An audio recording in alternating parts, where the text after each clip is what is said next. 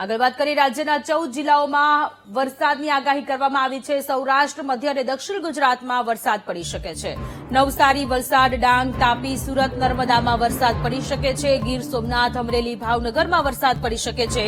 હવામાન વિભાગ દ્વારા વરસાદની આગાહી કરવામાં આવી છે, ત્યારે હવામાન વિભાગે યલો એલર્ટ જારી કર્યું છે।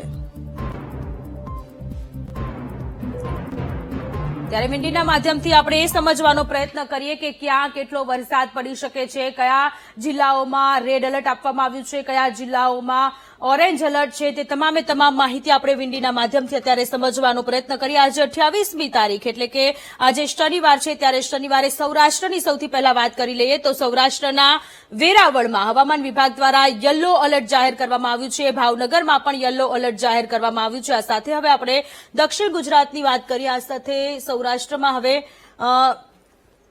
વેરાવળ અને ભાવનગરમાં વરસાદ પડી શકે છે। બાકી જે અન્ય જે તાલુકાઓ છે ત્યાં હળવો વરસાદ પડે તે પ્રકારની આગાહી હવામાન વિભાગ દ્વારા વ્યક્ત કરવામાં આવી છે।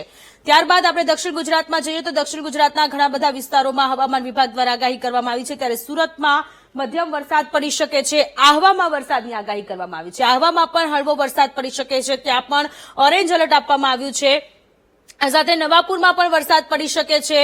ભરૂચમાં રેડ એલર્ટ આપવામાં આવ્યું છે। ભરૂચમાં સાબેલાધાર વરસાદની હવામાન વિભાગ દ્વારા આગાહી કરવામાં આવી છે, ત્યારે ભરૂચમાં રેડ એલર્ટ છે। સિનોરમાં, કરજણમાં વરસાદ પડી શકે છે। જાંબુસરમાં પણ ધોધમાર વરસાદ પડે, ભારે વરસાદની હવામાન વિભાગ દ્વારા આગાહી કરવામાં આવી છે। ખંભાતમાં વરસાદ પડી શકે છે। મધ્ય ગુજરાતના વડોદરામાં, બોરસદમાં, આણંદમાં વરસાદ પડી શકે છે। ધોળકામાં વરસાદ પડી શકે છે। ગોધરા, બાલાસિનોર અને લુણાવાડામાં કે જ્યાં ઓરેન્જ એલર્ટ આપવામાં આવ્યું છે, કે જ્યાં હળવો વરસાદ પડે। આમ તો સાર્વત્રિક વરસાદ પડવાનો છે ગુજરાતમાં, આ પ્રકારની આગાહી છે। મધ્ય ગુજરાતમાં હળવો વરસાદ પડશે। હિંમતનગરમાં છૂટો છવાયો વરસાદ અત્યારે જોવા મળી રહ્યો છે। મહેસાણામાં પણ છૂટો છવાયો વરસાદ પડી શકે છે।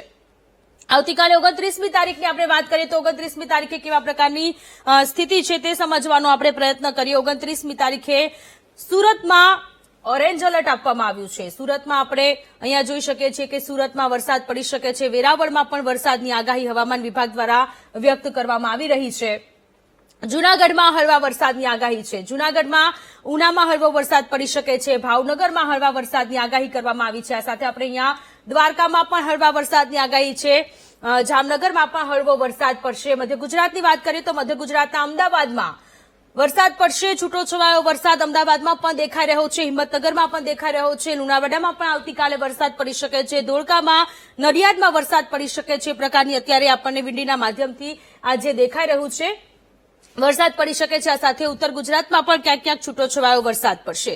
ત્યારબાદ આપણે વાત કરીએ 30મી તારીખે। 30મી તારીખે સોમવારે પણ વરસાદી સિસ્ટમ જે સક્રિય થયેલી હતી તેની અસર નહિવત જોવા મળી રહી છે।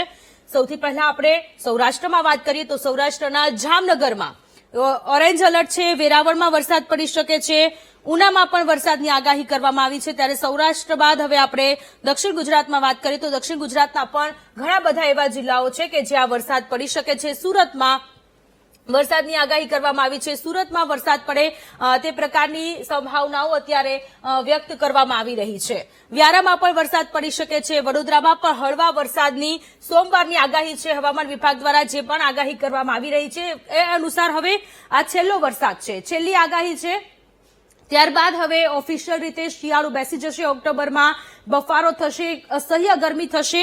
હવામાન વિભાગની આ જે આગાહી છે તે અનુસાર આ છેલ્લો રાઉન્ડ છે। ચોમાસું હવે અંત તરફ આરે છે। આ વખતે ચોમાસું ખૂબ એવું લાંબુ થયું છે।